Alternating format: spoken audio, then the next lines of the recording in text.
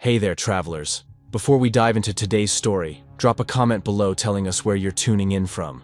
Now let's begin our journey into the unknown. I've been a SWAT officer for 8 years, and I thought I'd seen everything. Gang shootouts in Detroit alleyways, hostage situations in downtown banks, drug raids that turned into urban warfare zones. But nothing, absolutely nothing, prepared me for what we found at Blackwater Correctional Facility on that October morning.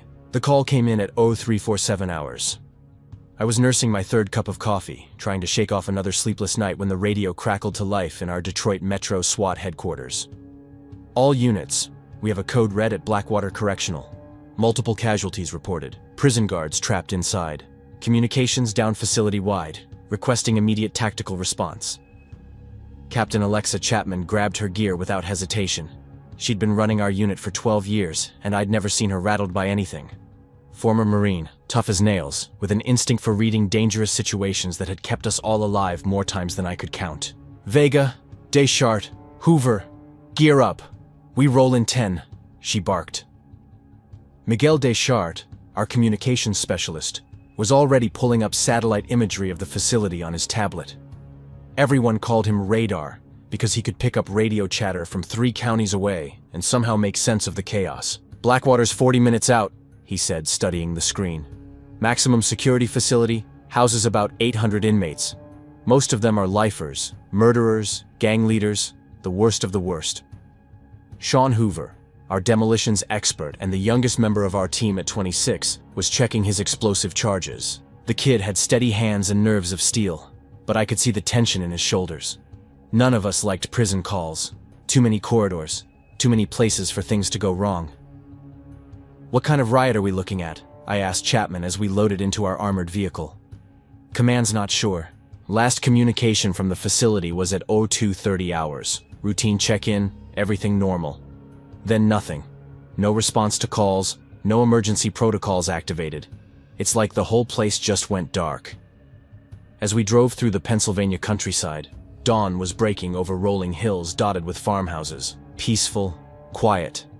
The kind of scenery that made you forget places like Blackwater existed. But 40 minutes later, as we approached the facility, something felt wrong. Blackwater Correctional sat like a concrete cancer on the landscape. Triple-layer razor wire, guard towers every 50 yards, walls that could stop a tank. It was designed to keep the worst criminals in America locked away from society. But as our vehicle approached the main gate, I noticed something that made my stomach clench. Silence.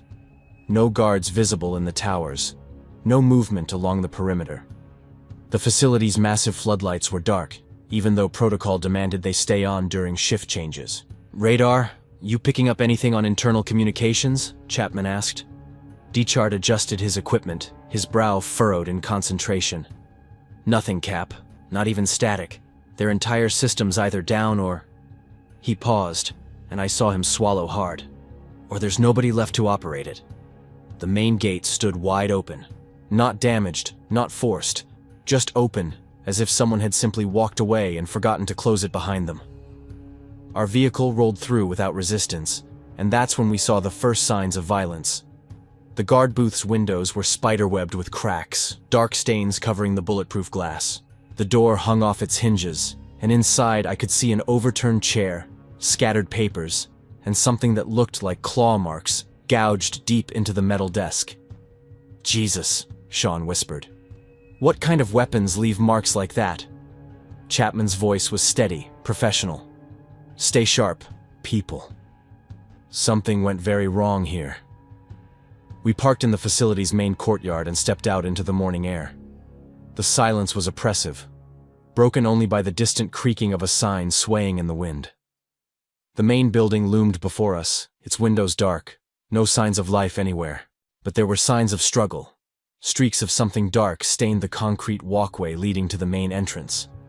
Emergency lighting flickered weakly inside the building, casting moving shadows that made my trigger finger itch. Facilities on backup power, Deschart observed, checking his instruments. His main grid's been down for hours.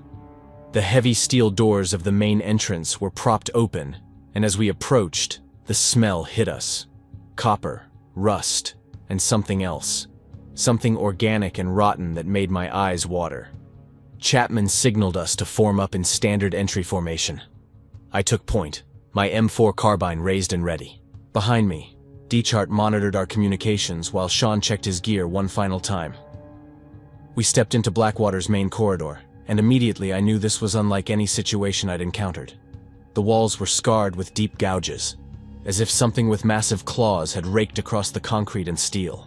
Emergency lighting cast everything in a hellish red glow, and the floor was slick with dark stains that our boots couldn't quite find purchase on.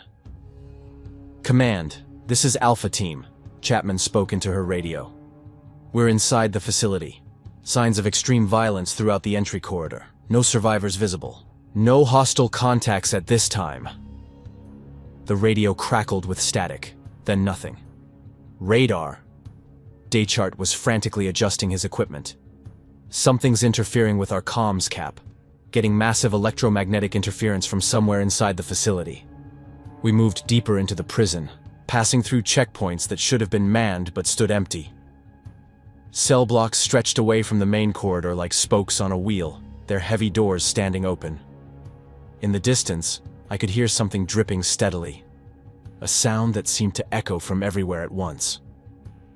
That's when we found the first body. Officer Cassandra Cuff, according to her name tag, was sprawled at the entrance to Cell Block C, but something was wrong with her position.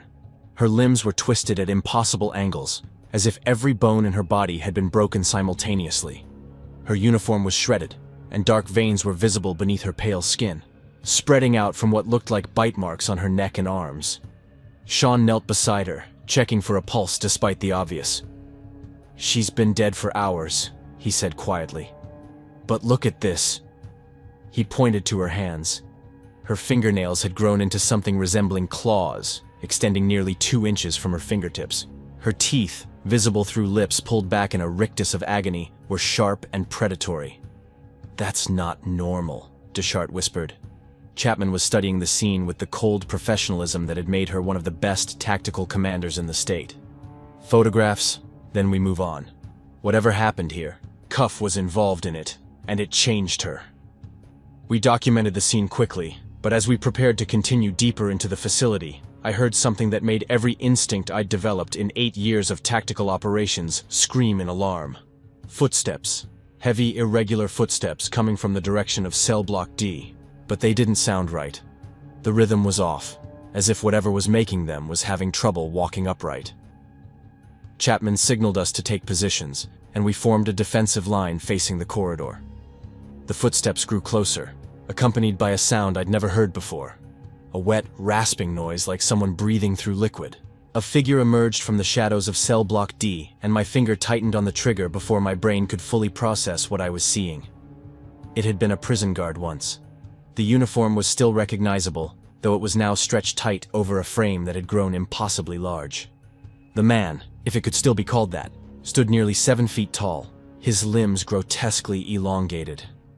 His skin had taken on a grayish pallor, and those same dark veins I'd seen on Cuff covered his exposed flesh like a roadmap of infection. But it was his eyes that made my blood turn to ice water.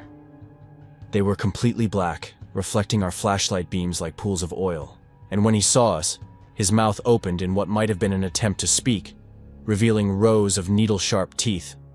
"Freeze!" Chapman commanded. "Identify yourself." The creature, because that's what it was, no longer human in any meaningful sense, tilted its head at an unnatural angle. When it spoke, its voice was a wet whisper that seemed to come from somewhere deep in its chest. "Help! Me!" Then it charged. The thing moved with impossible speed, covering the 20-foot distance between us in less than 2 seconds. I opened fire, my M4 chattering on full automatic, but the bullets seemed to have minimal effect. They punched holes in its torso, but it kept coming. Dark fluid spraying from the wounds instead of blood. Sean's shotgun boomed beside me, taking the creature's center mass and finally stopping its charge. It stumbled backward, looked down at the massive wound in its chest, then looked back up at us with something that might have been confusion. "More bullets," it whispered, then collapsed. "What the hell was that?" Sean demanded, his voice shaking. Before anyone could answer, the facility's emergency PA system crackled to life. The voice that emerged was distorted, barely human, but the words were clear enough to turn my spine to ice. Testing. Testing. Subject 73 has demonstrated remarkable adaptation to the beta strain. Physical transformation proceeding ahead of schedule. Cognitive functions deteriorating but showing signs of collective intelligence development. Recommend immediate containment protocol. Too late. The infection has breached primary containment. Multiple subjects showing aggressive behavior patterns. The transmission cut off, leaving us in silence except for the sound of our own rapid breathing. Deschart was staring at his equipment readouts, his face pale in the emergency lighting. Cap, I'm reading massive electromagnetic activity throughout the facility. Whatever's causing the interference, it's not just equipment failure, it's biological. Chapman's voice was steady, but I could hear the tension underneath. We need to find survivors and get them out. Then we figure out what happened here. As if summoned by her words, a new sound echoed through the corridors around us. A rhythmic tapping, like fingernails against metal, coming from the ventilation system above our heads. The sound was spreading, moving through the facility's infrastructure, and with it came the realization that whatever had happened at Blackwater Correctional Facility was far from over. We weren't responding to a riot. We had walked into something that would redefine everything I thought I knew about the nature of evil itself. The tapping from the ventilation system followed us as we moved deeper into Blackwater's maze of corridors. It wasn't random. There was a pattern to it, almost like Morse code, but in a rhythm that made my teeth ache. Deschart kept adjusting his equipment, trying to pinpoint the source, but whatever was making the sound seemed to be everywhere at once. Movement sensors are going crazy, he whispered, his voice tight with concentration. I'm getting readings throughout the facility, but they don't match human signatures. Too big, too fast, and the heat patterns are all wrong. Chapman held up her fist, signaling us to stop. We'd reached a junction where the main corridor split into 3 directions. To our left, a sign read, Administrative Wing. Straight ahead. Cell blocks E through J. To our right, Medical Wing. Authorized personnel only. That's when we heard it. A voice, faint but unmistakably human, calling from somewhere deep in the medical wing. Help. Please. Someone help us. The voice was weak, desperate, and completely lucid. Nothing like the distorted whisper we'd heard from the infected guard. Chapman made the decision immediately. Medical wing, single file, watch your 6. Whatever's in those vents is tracking us. As we moved toward the medical wing, I couldn't shake the feeling that we were being herded. Every sound we'd heard, every horror we'd encountered, it all seemed designed to push us in this direction. But the voice calling for help sounded real, human, and after what we'd seen, any survivor was worth the risk. The medical wing's entrance had been barricaded from the inside. Furniture, medical equipment, anything that could be moved had been piled against the doors. But something had gotten through anyway. The makeshift barrier was torn apart from the inside, scattered across the corridor in pieces that looked like they'd been shredded by industrial machinery. Someone fought hard here, Sean observed, kneeling beside an overturned desk that bore the same claw marks we'd seen throughout the facility. But look at this! He pointed to dark stains on the floor that formed a trail leading deeper into the wing. But these weren't the random spatters of violence we'd seen elsewhere. These drops were evenly spaced, deliberate, as if someone had been bleeding while walking with purpose. The voice called out again, closer now. Down here, in the research lab. Please hurry. We followed the blood trail through a maze of examination rooms and small offices. Medical charts were scattered everywhere, and I caught glimpses of patient files as we passed. Most of the names had been redacted, but I could make out fragments. Subject 27, injection site necrosis. Subject 45, accelerated cellular growth. Subject 61, cognitive deterioration post-treatment. These weren't medical records for normal prison healthcare. These were experiment logs. Chapman, I called softly, holding up one of the files. These inmates weren't just prisoners. They were test subjects. She glanced at the document, and I saw her jaw tighten. Keep moving. We'll worry about what this means after we find survivors. The blood trail led us to a stairwell marked Research Level, Sub-Level 1. I'd studied Blackwater's blueprints during our briefing, and according to every schematic I'd seen, the facility only had a basement level for utilities and storage. There shouldn't be a research sub-level, but here we were, descending concrete steps that definitely hadn't been part of the original construction. The walls down here were different too, newer, with that sterile white finish you'd find in a laboratory rather than a prison. And the smell had changed. Instead of the copper and decay stench from the upper levels, down here I caught traces of chemical disinfectant mixed with something that reminded me of a veterinary clinic. The stairwell opened into a corridor that belonged in a high-tech medical facility, not a maximum security prison. LED lighting panels ran along the ceiling, most still functioning despite the chaos above. Doors lined both sides of the hallway, each one marked with numbers and brief descriptions. Observation Room A, Surgical Suite 1, Containment Lab Alpha. This is impossible, Dechart breathed. None of this shows up on any official records. It's like they built an entire secret facility under the prison. The voice called out again, and now we could pinpoint its location. One of the rooms near the end of the corridor. But as we approached, I noticed something that made my blood run cold. The doors we were passing weren't just locked. They were reinforced with steel plating and electronic security systems that looked military grade, and most of them had been opened from the inside. Room 7 had been torn apart by something with incredible strength. The reinforced door hung off its hinges, and the walls inside were covered with scratches that went deep into the concrete. But it was the ceiling that really caught my attention. It had been clawed open, revealing ductwork and ventilation systems that provided access to the rest of the facility. That's how they're moving around, I realized. Whatever's up there, it's using the building's infrastructure to hunt. In here. The voice was coming from room 12, just ahead. Please, I can hear you out there. Chapman signaled for us to approach with caution. The door to room 12 was intact, but I could see through the reinforced window that the room beyond was dark, except for the glow of emergency lighting. Then I saw her. Dr. Alice Quinton was huddled in the corner of what appeared to be an observation room, her white lab coat stained with blood and torn in several places. She was blonde, maybe 40, with wire-rimmed glasses and eyes that held the 1,000-yard stare I'd seen in combat veterans. When she saw us through the window, relief flooded her face. "Thank God," she whispered, as Chapman worked the door's electronic lock. I thought I was the only one left. "Dr. Quinton?" Chapman asked as we entered the room. "We're with Detroit Metro SWAT. What happened here?"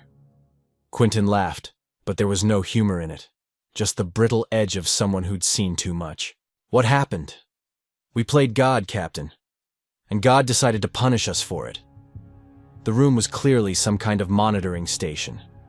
Banks of computers lined one wall, their screens flickering with data streams and security camera feeds from throughout the facility. Most of the feeds showed empty rooms, but a few caught movement, dark shapes sliding through corridors with predatory grace. "Those cameras," Sean pointed at the screens. "Are those things human?" "They were," Quinton said quietly. "Inmates who volunteered for our research program. We told them it was experimental medical treatment, a chance to reduce their sentences, maybe even earn parole. We didn't tell them they were being infected with a military bioweapon." The weight of her words settled over us like a burial shroud. Chapman's voice was deadly calm when she spoke. "What kind of bioweapon?" Quinton pulled up a file on one of the computers, and the screen filled with data that made my head spin. DNA sequences, viral load charts, cellular transformation timelines. It looked like something from a science fiction movie, except the security footage playing on adjacent monitors proved it was terrifyingly real. "Projeto Erebus," she said. "A joint venture between the Department of Defense and a private biotech company called Helix Dynamics. The goal was to create super soldiers, enhanced strength, accelerated healing, resistance to conventional weapons. The military wanted troops who could survive in hostile environments and keep fighting even after sustaining injuries that would kill normal humans." "And the side effects?" I asked, though I was pretty sure I already knew the answer. "Complete cellular metamorphosis. The virus doesn't just enhance the host, It rebuilds them from the inside out. Increased muscle mass, bone density, sensory acuity. But the neurological changes, those were the most disturbing part. On the screen, she pulled up footage from what looked like a testing chamber. A man in an orange jumpsuit was sitting calmly in a chair while technicians in hazmat suits observed from behind reinforced glass. According to the timestamp, this was recorded 3 weeks ago. Subject 97, Quentin narrated. Mike Vega, sentenced to life for multiple homicides. He volunteered for the program because we promised him a chance at redemption. The blood drained from my face. What did you say his name was? Quentin looked at me with confusion. Mike Vega. Do you know him? My brother. My brother Mike, who'd been transferred here 6 months ago after his conviction. Mike, who'd always been the black sheep of our family, who'd made one terrible choice after another until he'd finally crossed a line there was no coming back from. Mike, who'd written to me 2 months ago, saying he was part of some kind of medical study that might help him become a better person. He's my brother, I whispered. The room fell silent except for the hum of electronic equipment. On the screen, the footage continued. Mike was undergoing his first injection, and I watched in horror as his body began to convulse. But what terrified me wasn't the physical transformation. It was the look in his eyes as the virus took hold. For just a moment, he looked directly at the camera, and I saw recognition there. He knew what was happening to him, and he was trying to fight it. Johnny, Chapman's voice was gentle but firm. We need to know everything. What happened to your brother? Quentin switched to more recent footage. The transformation started slowly. Increased strength, enhanced reflexes, accelerated healing. For the first week, the subjects retained most of their cognitive function. Some even showed improved problem-solving abilities. But as the cellular changes accelerated, their humanity began to slip away. The footage showed Mike 3 days later. His physical appearance had changed dramatically. Taller, more muscular, his features somehow sharper and more predatory. But he was still talking, still responding to questions from the research team. Still recognizably my brother, even though something fundamental had changed in his eyes. The virus preserves fragments of the original personality, Quentin continued. Memories, speech patterns, even emotional responses. But it twists them, makes them serve the infection's primary drives: survival, reproduction, and feeding. Feeding on what? Sean asked, though his voice suggested he already knew the answer. Living tissue. The transformation process requires enormous amounts of protein and other organic compounds. The subjects developed an overwhelming hunger for fresh meat, preferably from living hosts. The virus seems to derive some benefit from the fear and adrenaline produced during the hunting process. She pulled up the final piece of footage, security cameras from the prison's main level, time-stamped just 8 hours ago. I watched in sick fascination as Mike, now barely recognizable as human, moved through corridors I'd walked just minutes earlier. His movements were still intelligent, purposeful, but there was something predatory about them that made my skin crawl. The outbreak began at 2:30 a.m., Quentin continued. Subject 97, your brother, somehow managed to override his cell's security system. The virus had enhanced his intelligence in some areas while destroying his moral restraints. Within 15 minutes, he'd freed 17 other test subjects. Within an hour, they'd breached the main facility and begun hunting the guards and staff. How did they get through all the security measures? Chapman demanded. They remembered their human knowledge but applied it without human limitations. Mike knew the facility's layout from his time as an inmate. He understood the security protocols, the shift changes, the weak points in our containment systems. But now he used that knowledge with the single-minded focus of a predator. I thought about Officer Cuff, twisted and broken but somehow changed rather than simply killed. About the guard who'd attacked us, still capable of speech even after his body had been completely transformed. How many subjects were in the program? Chapman asked. 47 initially, but the virus spreads through bite wounds and direct blood contact. Anyone they attack becomes a potential host. Guards, medical staff, other inmates who weren't part of the program. By now, there could be over 200 infected individuals in the facility. And they all retain some level of intelligence? I asked, dreading the answer. Fragments, enough to make them incredibly dangerous. They remember faces, voices, personal information about their victims.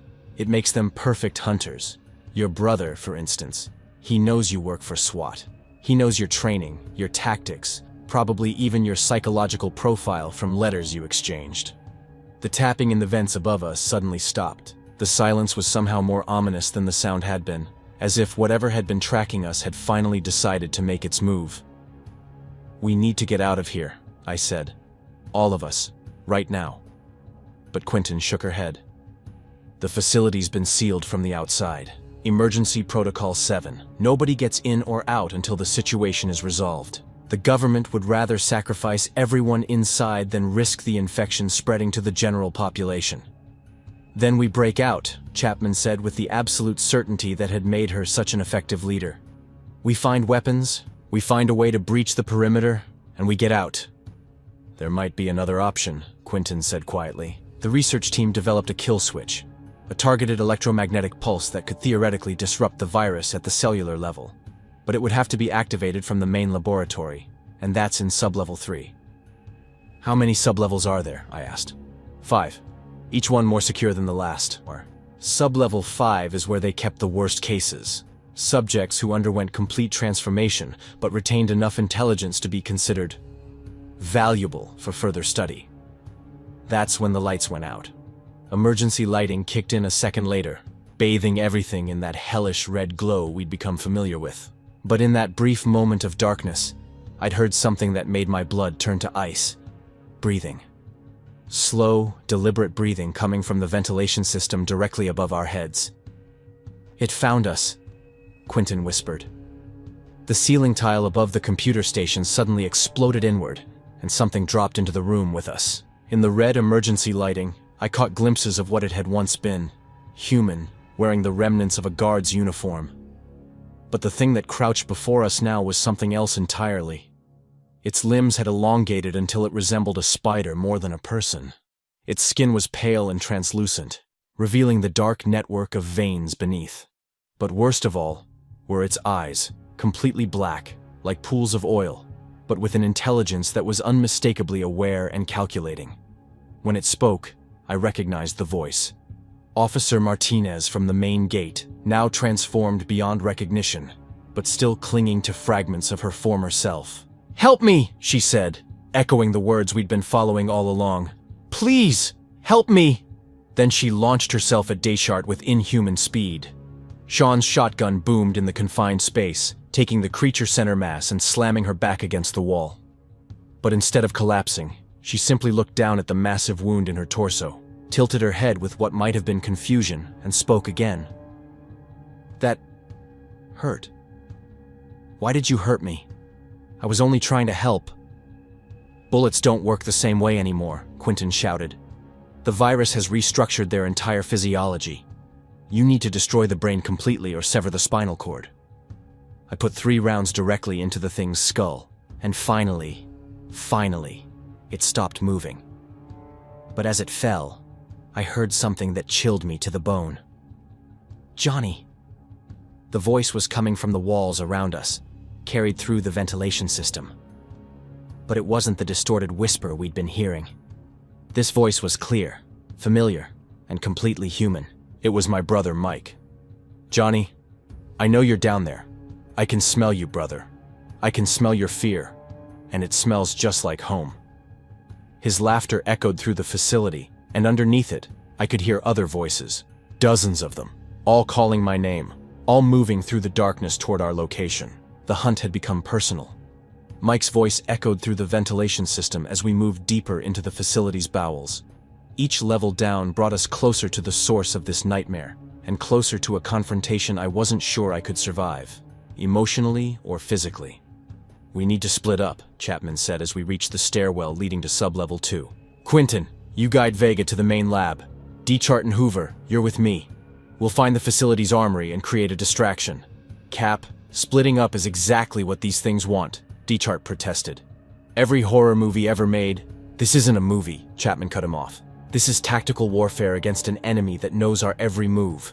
We need multiple objectives running simultaneously."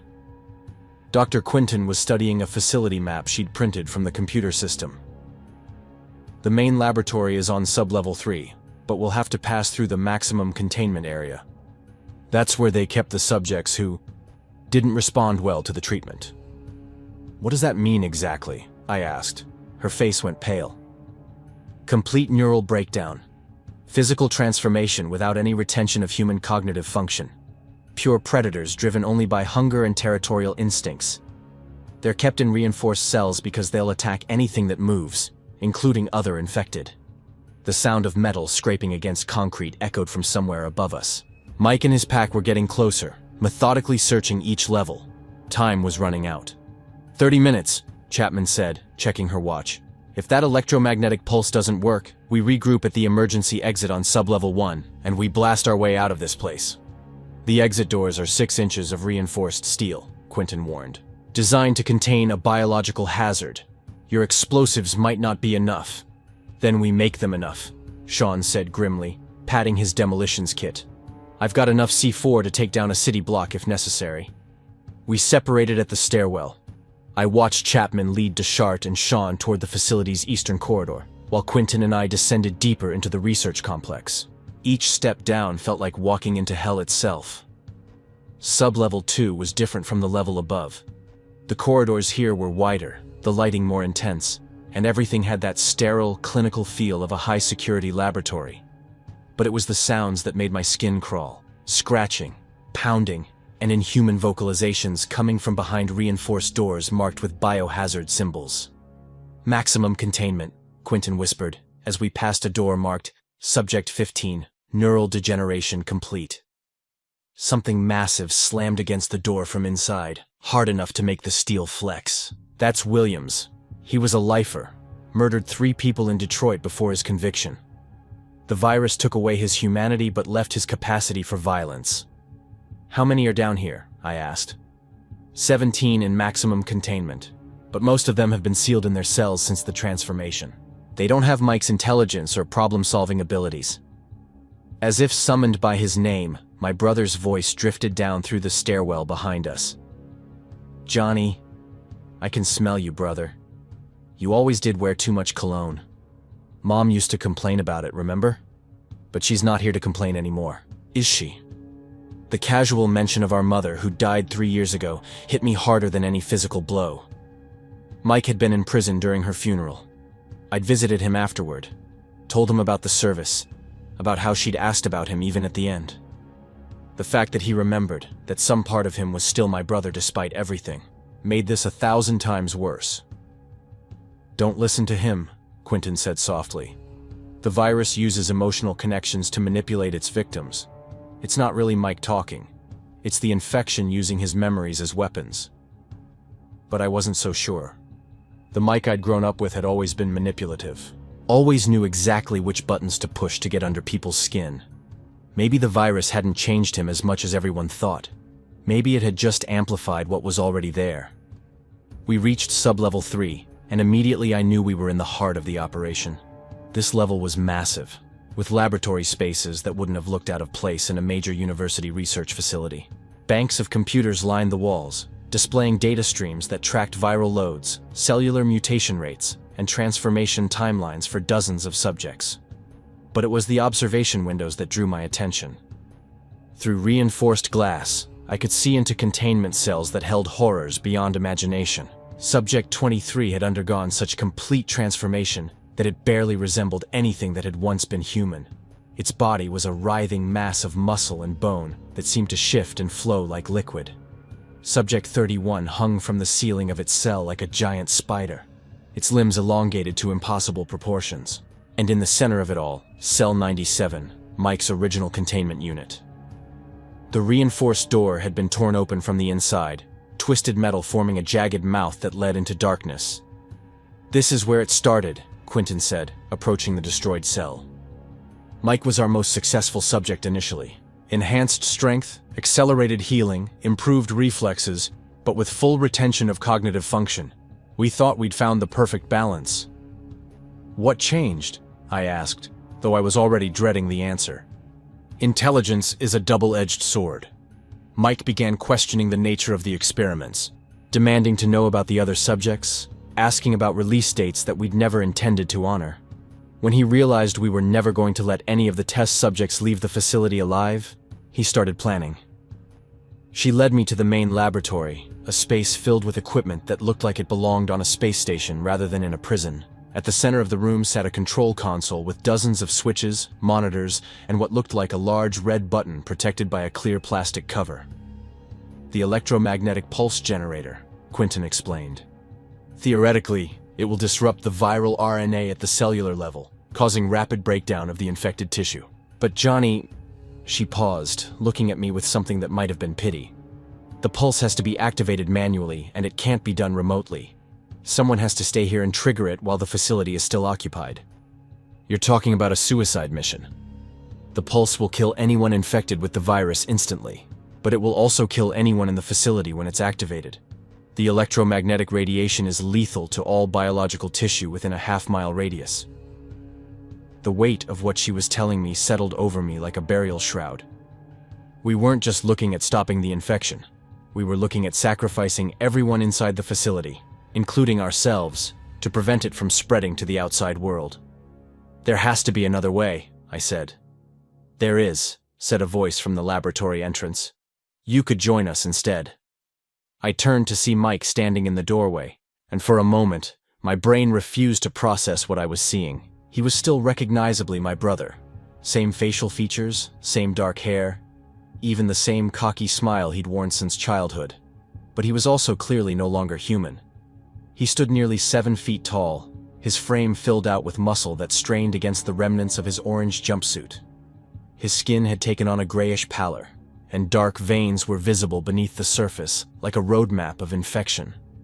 But it was his eyes that really drove home the horror. They were still Mike's eyes, still intelligent and aware, but with something predatory lurking behind them. "Hello, Johnny," he said, stepping into the laboratory with movements that were somehow both graceful and threatening. "It's been too long, brother."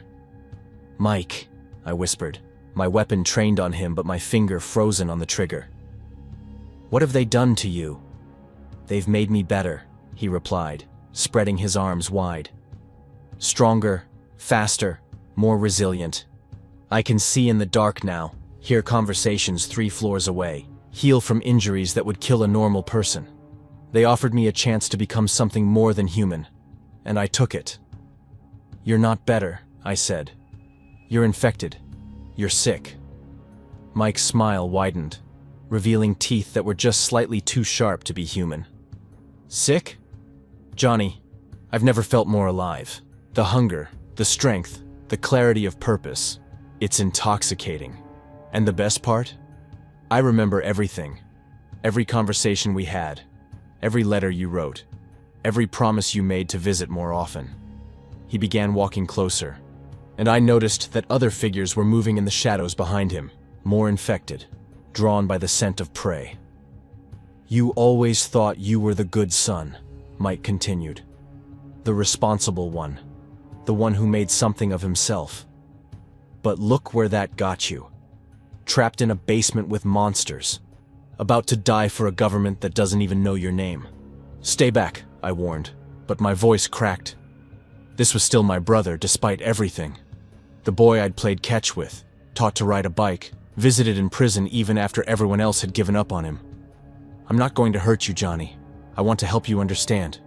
The virus doesn't just change your body. It opens your mind to possibilities you never imagined. No more guilt, no more fear, no more wondering if you're making the right choices. Just pure, focused existence." Dr. Quentin was backing toward the control console, her eyes fixed on the emergency activation switch. But Mike noticed her movement and shook his head. "Dr. Quentin, I wouldn't do that if I were you. That electromagnetic pulse might kill the infected, but it will also fry every electronic system in a 50-mile radius. The local power grid, hospital life support systems, air traffic control, you'd be responsible for thousands of deaths." "You're lying," she said, but I could hear the uncertainty in her voice. "Am I? Did you really think the military would develop a weapon this powerful without considering the collateral damage? The pulse was designed as a last resort, a scorched earth option when all other containment measures had failed." I looked at the control console, at the red button that was supposed to be our salvation, and felt the last of my hope crumble. Even if we activated the pulse, we'd be trading one kind of disaster for another. But I have a better solution, Mike continued. Join us, Johnny. Let me give you the gift they gave me. No more pain, no more doubt, no more watching the world fall apart around you while you struggle to hold it together. You want me to become a monster. I want you to become family. Real family, bound by something stronger than blood or memories. The virus creates connections between hosts, Johnny. We can share experiences, thoughts, even emotions. You'd never be alone again. For just a moment, I found myself considering it. The weight of years spent in tactical situations, watching good people die while bad people thrived, seeing the worst of humanity every single day. It all pressed down on me at once. What if Mike was right? What if there was a better way to exist? Then I heard Chapman's voice echoing from somewhere above us. Johnny, whatever you're going to do, do it now. We've got company up here. Gunfire erupted from the upper levels, the sound of Chapman and the others engaging multiple hostile contacts. They were buying us time, possibly with their lives. Your friends are dying, Johnny, Mike said matter-of-factly. Captain Chapman is putting up a good fight, but there are too many of us. Daychart's been cornered in the armory, and Hoover made a tactical error with his explosives. The facility shook slightly, and dust rained down from the ceiling. Sean had detonated something big, but whether it had helped or made things worse was impossible to tell. Last chance, brother, Mike said, extending his hand toward me. Family or duty? Choose. I looked at his hand, then at Dr. Quinton standing by the control console, then at the red button that would end this nightmare at the cost of everything else. I'm sorry, Mike, I said and pulled the trigger. The gunshot echoed through the laboratory, but Mike didn't fall. The bullet had taken him center mass, and dark fluid was spreading across his jumpsuit, but he was still standing, still smiling. Bullets don't work like they used to, he said conversationally. But I appreciate the gesture. It means you still care enough to try. Then he moved. Mike covered the distance between us in less than a second, his hand closing around my throat and lifting me off the ground. Up close, I could see that his transformation had been even more extensive than I'd realized. His fingernails had become claws, his muscles had reorganized themselves into configurations that shouldn't have been possible, and his breath carried the smell of decay and chemicals. I didn't want it to be this way, he said sadly, tightening his grip. But family is family, Johnny, even if I have to drag you kicking and screaming into the future. That's when Dr. Quinton activated the electromagnetic pulse. The world exploded into white light and screaming static. Every electronic device in the facility died simultaneously. Computers, lighting systems, ventilation fans, everything. The pulse tore through the building like an invisible wildfire, and I felt it burning through my nervous system. Mike's grip loosened, and I fell to the floor gasping for air. Around me, I could hear inhuman screams echoing through the facility as the infected succumbed to the electromagnetic radiation. But Mike was still standing, still fighting the effects of the pulse. Clever girl, he said to Quinton, who was slumped over the control console. The pulse had killed her instantly, but she'd managed to activate the system before succumbing. But not clever enough. The emergency lighting flickered back on, powered by backup generators that had been shielded from the pulse.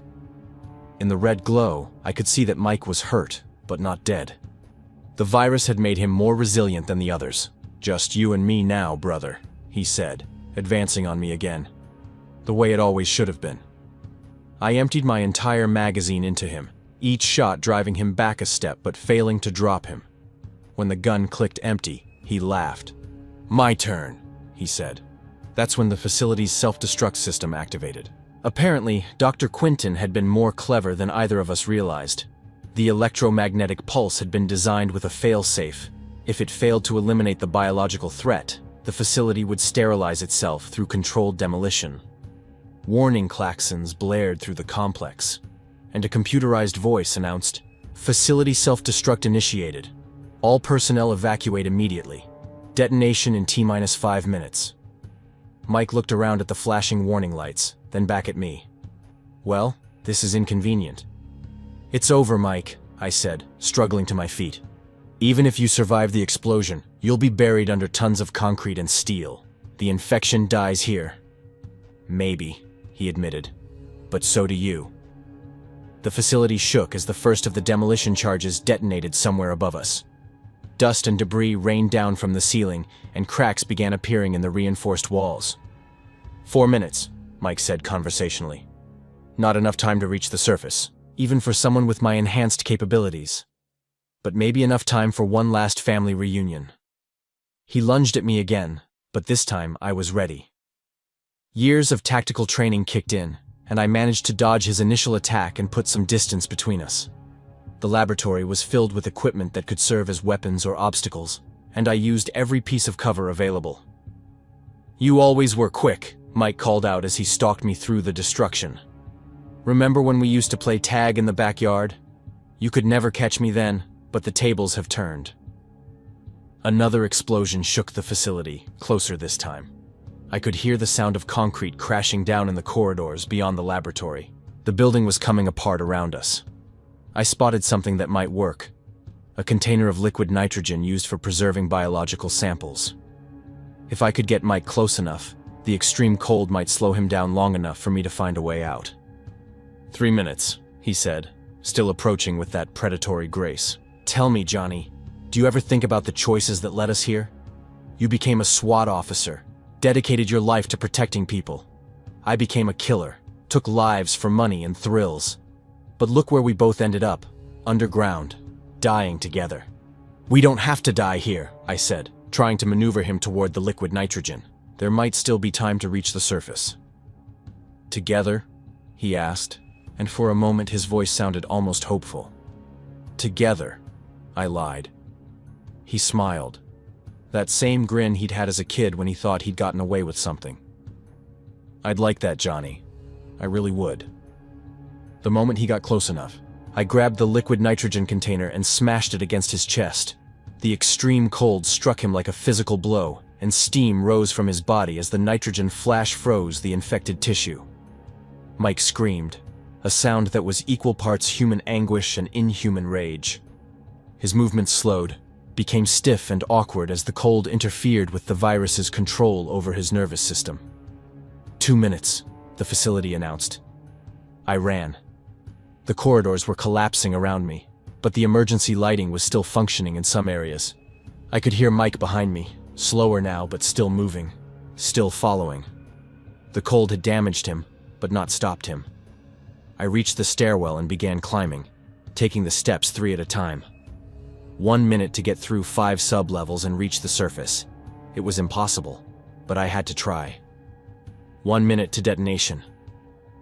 I was on sub-level 2 when I heard Chapman's voice from above. "Johnny! Johnny, where are you?"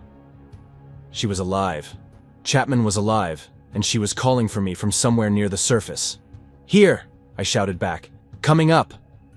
I reached sub-level 1 just as Mike caught up with me. The liquid nitrogen had slowed him down, but it hadn't stopped him. His movements were stiff and jerky, like a marionette with tangled strings, but he was still faster than any human had a right to be. 30 seconds, the facility announced. "Johnny!"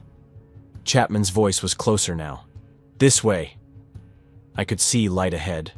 Real light, not the hellish red glow of emergency systems. Chapman had found a way out, possibly through one of Sean's explosive charges. But Mike was between me and freedom, and there was no time for another fight. "I'm sorry," I said to my brother one last time.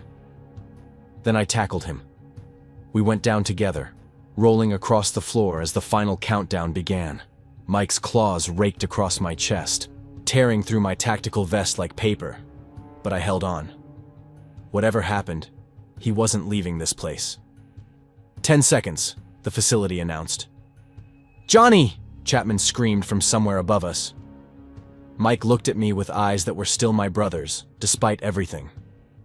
"You always were the better man," he said quietly. 5, 4, 3, 2, 1. The world ended in fire and thunder.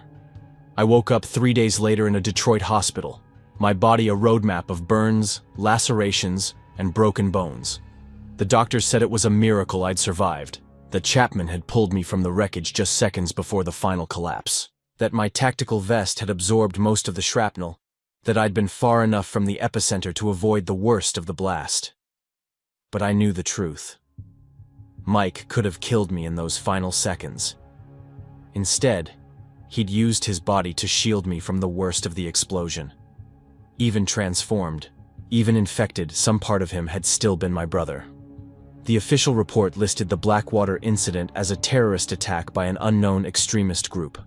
The government buried all evidence of Projeto Erebus, and everyone involved was sworn to secrecy under threat of treason charges. Chapman, Dechart, and I were the only survivors from our team. Sean had died in the armory, taking 12 infected with him when he detonated his remaining explosives. But sometimes, late at night when the city is quiet, I think I can hear Mike's voice carried on the wind. And sometimes, when I look in the mirror, I notice that the scratches on my chest are healing faster than they should, and that my eyes seem a little too sharp in the darkness. The virus was contained at Blackwater, but I'm beginning to think that containment isn't the same thing as elimination. And deep down, in a place I don't like to acknowledge, part of me is glad that I might still have my brother after all, even if he's something I can never quite call human.